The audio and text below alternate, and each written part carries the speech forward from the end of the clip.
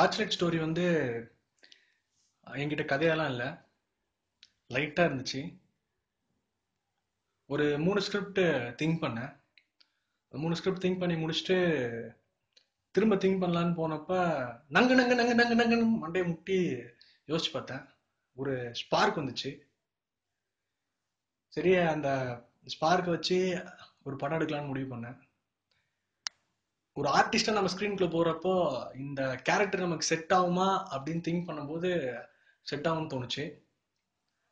அதுக்கப்புறம் தான் நான் வந்து இந்த படத்தை எடுக்கிறதுக்கு டிசைடே பண்ணேன்.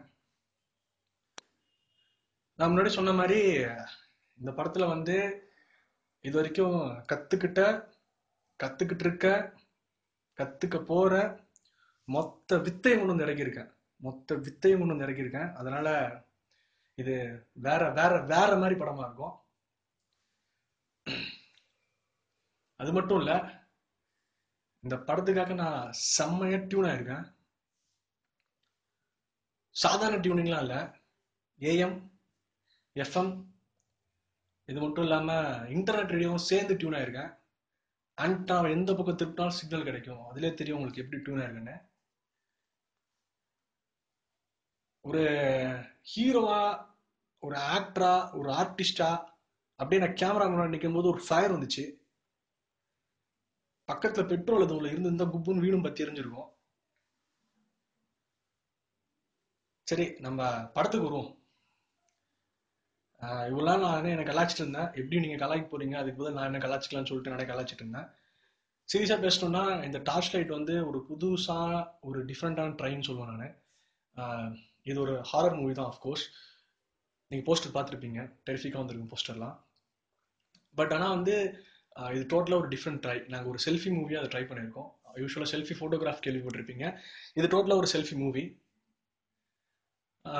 இந்த மூவிஸ்ல ஒர்க் பண்ண யாருக்குமே வந்து ஆக்சுவலாக நாங்கள் சிவப்பு மனிதர்கள் கலைக்கூடம் அப்படின்னு ஒரு பேனர்ல இருந்து இந்த படத்தை எடுக்கிறோம். எங்களுக்கு ஒரு அஃபிஷியல் பேஜும் இருக்கு. இதுக்கு முன்னாடி நாங்கள் ஒரு படம் எடுத்திருக்கோம், not for me but for you. ஒரு சோஷியல் மெசேஜ் கன்வே பண்ற மாதிரி ஒரு 67 ஃபிலிம்ஸ்ல வந்து இது டாப் 4 லெவலுக்கு ரீச் ஆகி ஒரு பெரிய ஃபெஸ்டிவல்ல டாப் 4 பேருக்கு ஃபைனல்ஸ் நாங்கள் ரீச் பண்ணியிருக்கோம். ஸோ அந்த ஒரு கான்ஃபிடன்ஸ்ல தான் நாங்கள் நெக்ஸ்ட் படத்துக்கு ட்ரை பண்ணிட்டு இருக்கோம். ஆக்சுவலாக பார்த்தீங்கன்னா வி ஆர் நாட் ப்ரொஃபஷனல் டேரக்டர்ஸோ இல்லை ப்ரொஃபஷனல் மியூசிஷியன்ஸோ இல்லை ப்ரொஃபஷனல் எடிட்டர்ஸோ எதுவுமே கிடையாது. ஜஸ்ட் ஒரு ரிலாக்ஸேஷனுக்காக தான் நாங்கள் இந்த படத்தெல்லாம் பண்ணிட்டு இருக்கோம்.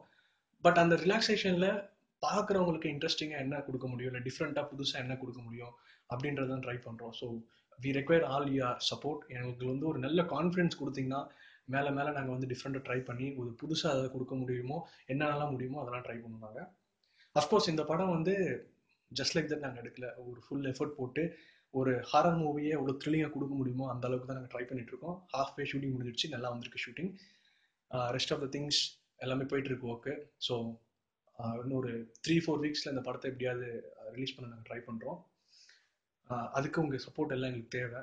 ஸோ இந்த வீடியோவை நீங்கள் பார்க்கறது மட்டும் இல்லாமல் தயவு செஞ்சு இதை ஷேர் பண்ணுங்கள். எங்கள் சிவப்பு மனிதர்கள் கலைக்கூடம் இந்த பேஜை பற்றி கொஞ்சம் எல்லாருக்கும் பரப்புங்க. ஸோ நாங்கள் டிஃப்ரெண்ட்டாக நிறையா ட்ரை பண்ணணும்னு நினைக்கிறோம். அதுக்கெல்லாம் உங்கள் சப்போர்ட் தேவை. நீங்கள் கண்டிப்பாக ஹெல்ப் பண்ணுவீங்கன்னு நினைக்கிறேன். ஸோ ப்ளீஸ் ஹெல்ப் பண்ணுங்கள். தேங்க்ஸ்.